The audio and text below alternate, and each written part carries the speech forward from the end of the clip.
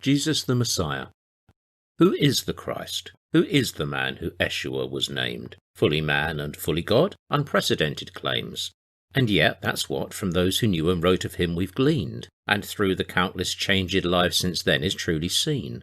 But God can't be less than he is and retain deity, yet only he can pay the price owed by our frailty.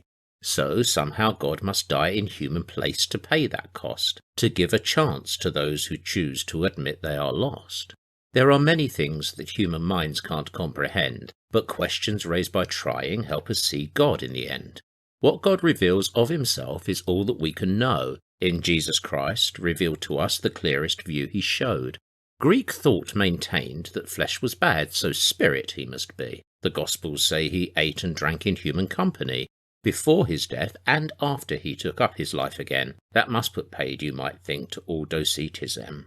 A man God's spirit overtook, that was another claim, but left him there upon the cross, so to death God never came. But then the price would not be paid to loose the bonds of sin, and to confound that man's free will just wouldn't be like him. How about half man, half God? No, then to God you're adding, then fully God, the human flesh, just spiritual cladding. But he must die a human death to pay the human cost. Therefore he must be human too, to satisfy God's wrath.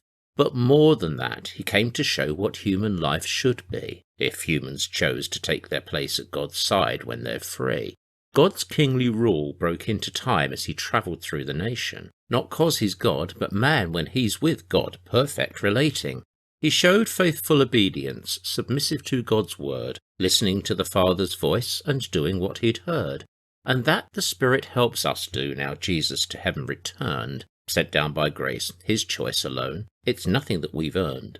We're told that Jesus' death was an atoning sacrifice, that on the cross of Calvary he offered up his life. What is it I should make of that? How do I understand? What was it that he did up there to play God's winning hand?